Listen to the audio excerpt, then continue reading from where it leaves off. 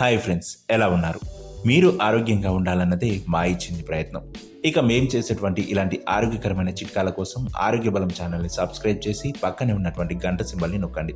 ఇలా గంట సింబల్ నొక్కడం ద్వారా మేం చేసేటువంటి ఇలాంటి ఆరోగ్యకరమైన చిట్కాలు మీకు ఎప్పటికప్పుడు నోటిఫికేషన్ ద్వారా అందుతాయి. ఇక వివరాల్లోకి వెళ్తే, ఈ రోజుల్లో ప్రతి ఒక్కరూ అధిక బరువుతో బాధపడుతూ ఉన్నారు. ఈ అధిక బరువుకు కారణాలు ఏవైనా కానీ చాలా మంది పెరుగుతున్న పొట్టను పెద్దగా పట్టించుకోరు. కానీ ఇలా పొట్ట పెరగడం అనేది మగవారికైనా ఆడవారికైనా అనారోగ్య సమస్యలను తెచ్చిపెడుతుందని హెచ్చరిస్తున్నారు ఆరోగ్య నిపుణులు.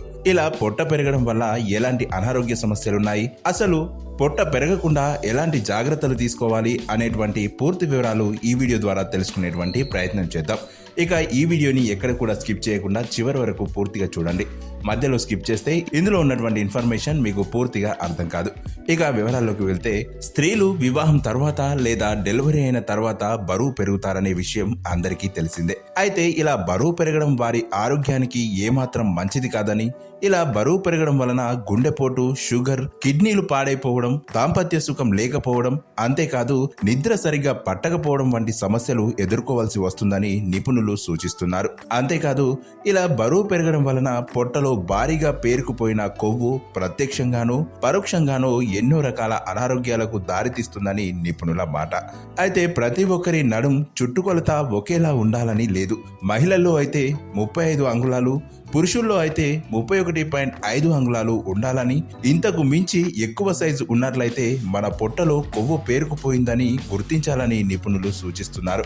అయితే ఇలా పేరుకుపోయిన కొవ్వు విచ్ఛిన్నమైనప్పుడు రక్తంలోకి కొవ్వు ఆమ్లాలు పెద్ద మొత్తంలో చేరుకొని దాని ఫలితంగా రక్తంలో కొలెస్ట్రాల్ మోతాదును పెంచుతుంది. ఇలా కొలెస్ట్రాల్ పెరగడం వలన గుండె జబ్బులు, మధుమేహం, రక్తపోటు వంటి సమస్యలను ఎదుర్కోవాల్సి వస్తుంది. అయితే ఎలాంటి ఆహారం తీసుకోవడం ద్వారా పొట్టలో పేరుకుపోయిన కొవ్వును తగ్గించుకోవచ్చు అనేటువంటి విషయం గురించి ఇప్పుడు మనం తెలుసుకుందాం. ఇక్కడ ముందుగా చూసుకున్నట్లయితే, మహిళలకు కాల్షియం బాగా ఉపయోగపడుతుంది కాబట్టి ఆకుకూరలు, పాల పదార్థాలు, చీజ్, చేపలు ఎక్కువగా తీసుకోవాలి. వీటితో పాటు పండ్లు, కూరగాయలు, చిరుధాన్యాలు మీ రోజువారీ ఆహారంలో భాగం చేసుకోవాలి. ఇకపోతే ప్రోటీన్ కోసం మాంసం, గుడ్లు తీసుకోవడం ఉత్తమం.